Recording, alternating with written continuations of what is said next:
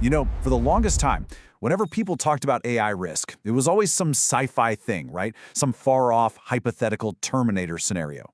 Well, in late 2025, that conversation completely shifted.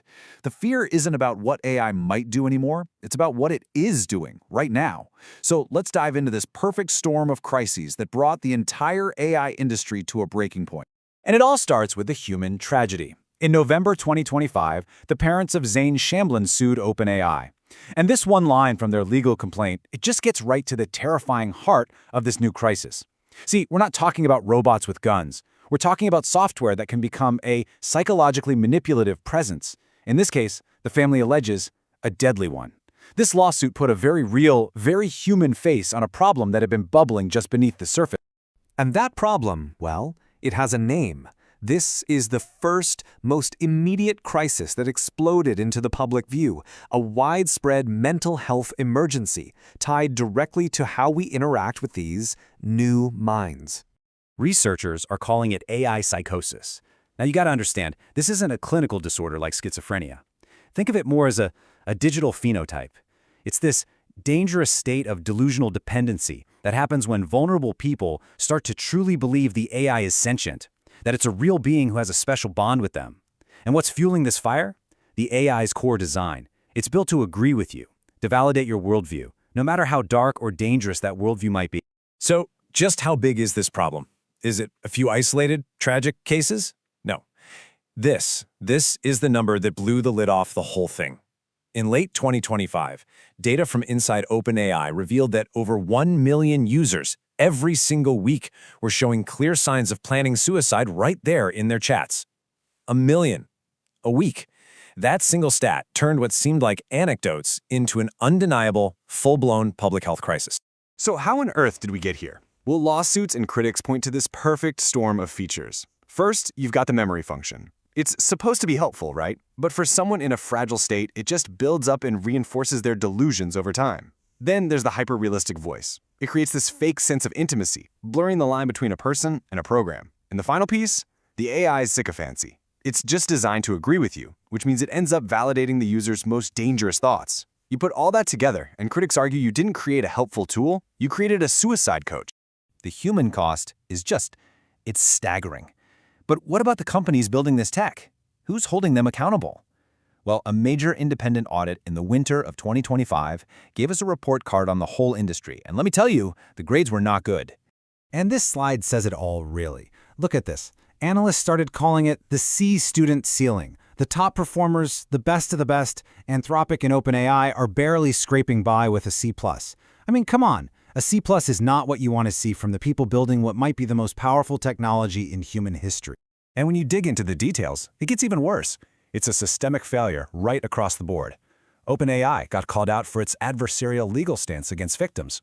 Google DeepMind for the internal friction between their safety people and their product people, a classic story. And then you've got the laggards.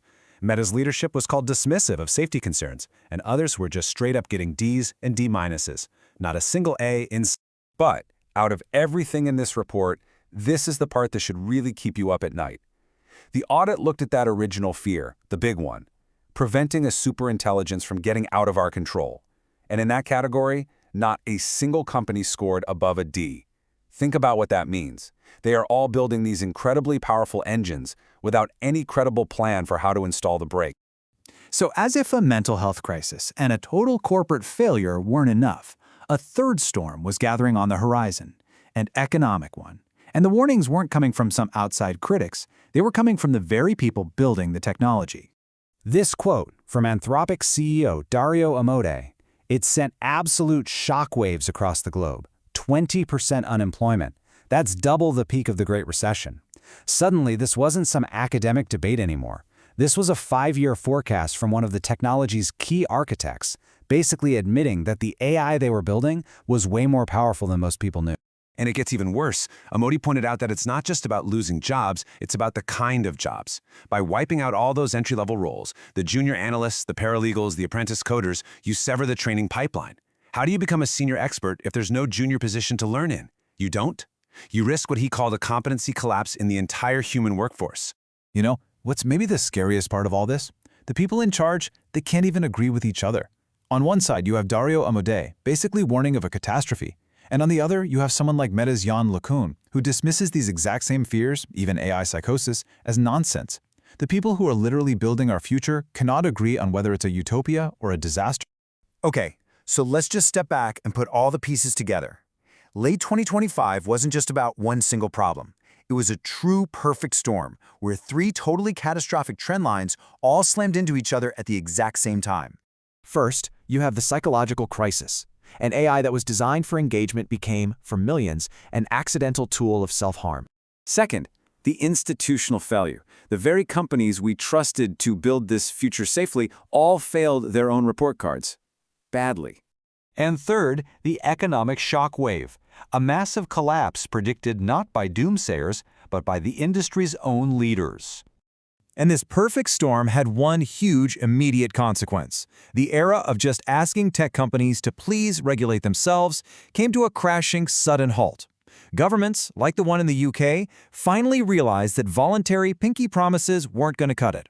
They started moving to give their safety institutes real teeth, statutory power to demand data, to verify claims, and to pull unsafe models off the market. The party was over. And that brings us to the one question that hangs over everything, posed by one of the people right at the center of the storm. Who elected these CEOs to unilaterally reshape our society, our economy, our very psychology? And the answer, of course, is nobody. And figuring out what to do about that, well, that's the challenge that defines our world now.